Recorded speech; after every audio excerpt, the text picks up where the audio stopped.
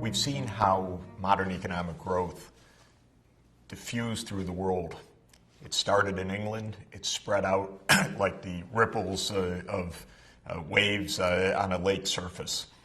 But why did it go to particular places? Geography matters a lot. Proximity to already rich markets matters. The conditions of the natural environment, the government policies all matter. I'd like to take a deeper dive today into this question. What happens within individual countries that determine whether that country gets on a path of rapid economic growth and development, or whether it remains mired in poverty? There are lots of reasons that are good explanations for why some countries advance and others get stuck. But what's true is that those good reasons don't all apply to all places. The real art of economic development is to make a good judgment. What's happening in this particular place? Not on average, but if there's a country that is facing an economic crisis, if your country is stuck in poverty or stuck in instability, what needs to be done here and now? How do we make a diagnosis? Well, I was lucky in my own work in thinking about this because I got to watch close up a wonderful diagnostician do her work. That's my wife. She's a clinical pediatrician.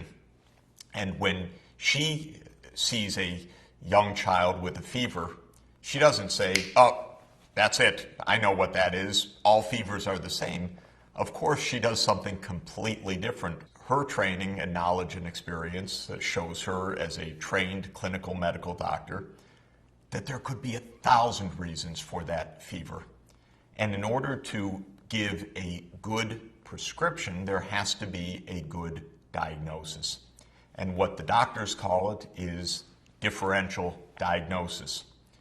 Well, I've come to the view that in economic development and in sustainable development more generally, we also need to have a clinical approach. In my book, The End of Poverty, I called it clinical economics. And I said the role of a good practicing clinical economist is to make a differential diagnosis, just like a good medical doctor. And the fact of the matter is that as medical doctors go through their checklist, what could be the cause of that fever? Is that an infection? Is it something more serious?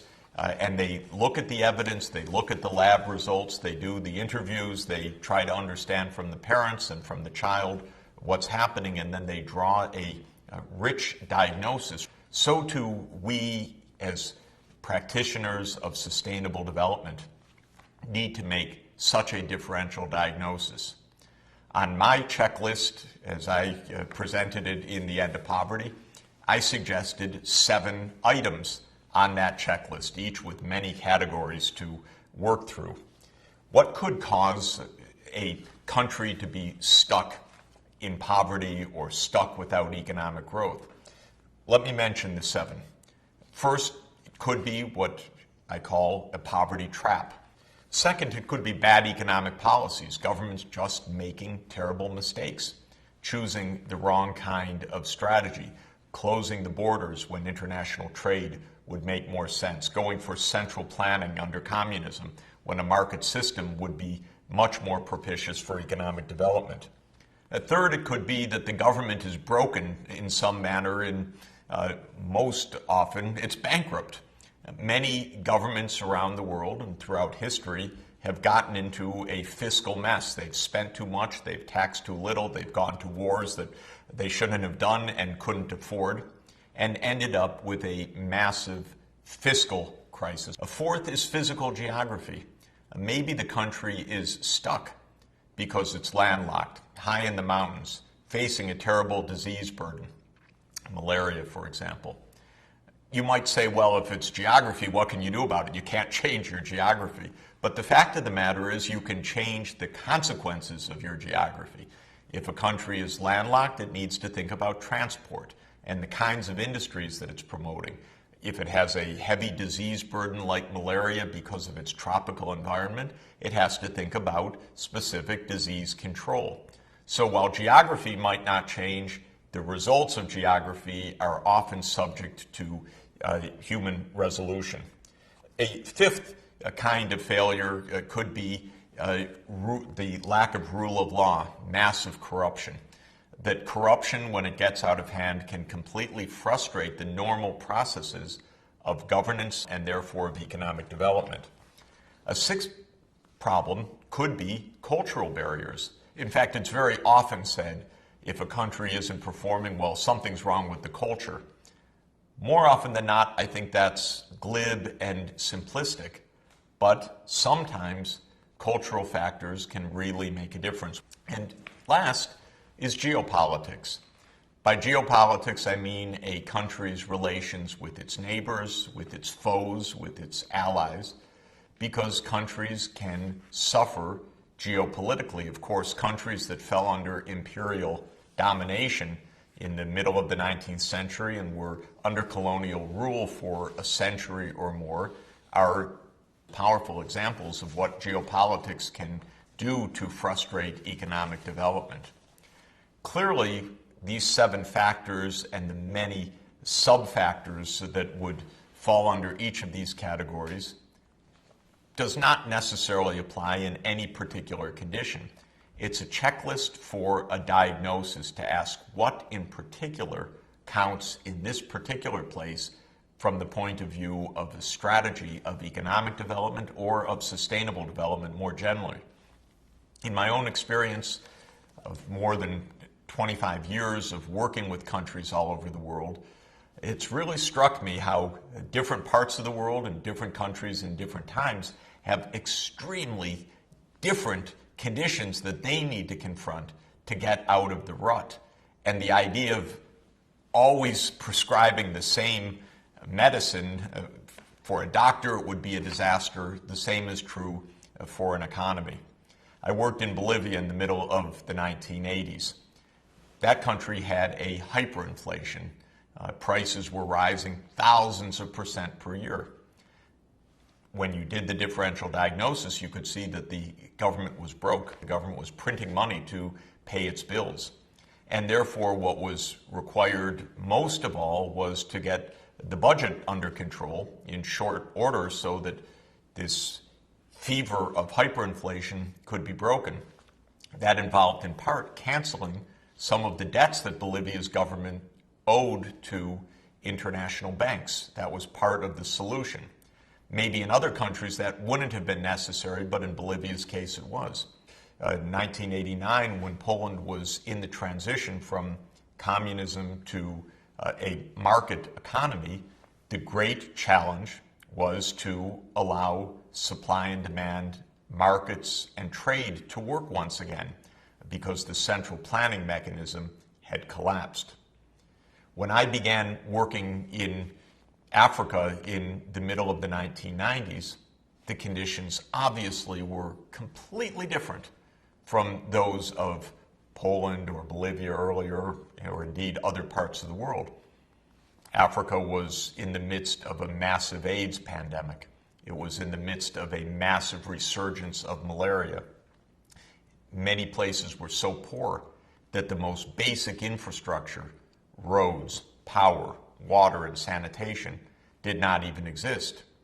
I found some economic officials from international institutions prescribing exactly the same medicine that they had said was needed in Poland or in other places. And it amazed me. Do a differential diagnosis and you see the problems in Tanzania or Ghana or Mali are completely different from those in Poland. Do expect that these conditions will differ across history within a country and certainly at any time across countries of the world. Now, one of those possible diagnoses is a poverty trap. Since we want to focus on the poorest of the poor to help the poorest places get out of poverty, it's important for us to focus on this particular case. It does not apply to most parts of the world. The idea of a poverty trap is rather straightforward, even if it's sometimes overlooked. The idea is that any economy in the 21st century needs certain basics in order to be able to achieve economic development. It needs the basics of roads, of ports for trade, of electricity, of safe water and sanitation for the people, of access to basic health care so that the population is not burdened massively by disease, and of education for children. Pretty basic list, and most of the world is able to secure that. But the poorest of the poor countries often cannot, because the amount of finance that's needed just for those very basic goods couldn't be out of reach of the government. Let me give you an example. Suppose that you look at the basic costs, not of fancy systems for health and education, roads and power, but of a very rudimentary system to help a poor country get started in economic development. Say that the cost of that, when you add it up, is $200 per person per year. Consider a poor country, say at $500 per capita, as we've seen in the case of Malawi, for example. The budget for Malawi might collect 20% of the national income for public provision of goods and services and investments in infrastructure. Well, 20% of $500 per capita means that the government would be collecting $100 per person per year. But we just said that the minimum needs are $200 per person per year. So the government of Malawi may be staffed with wonderful people and they know just what to do. They've made a great differential diagnosis. They even have plans on the shelf for schools, for clinics, for roads, for power, for water and sanitation. But how are they going to pay for it? They are trapped in poverty because they know what to do, they know the investments that need to be made, but they don't have the money for it. There are two ways to break the poverty trap.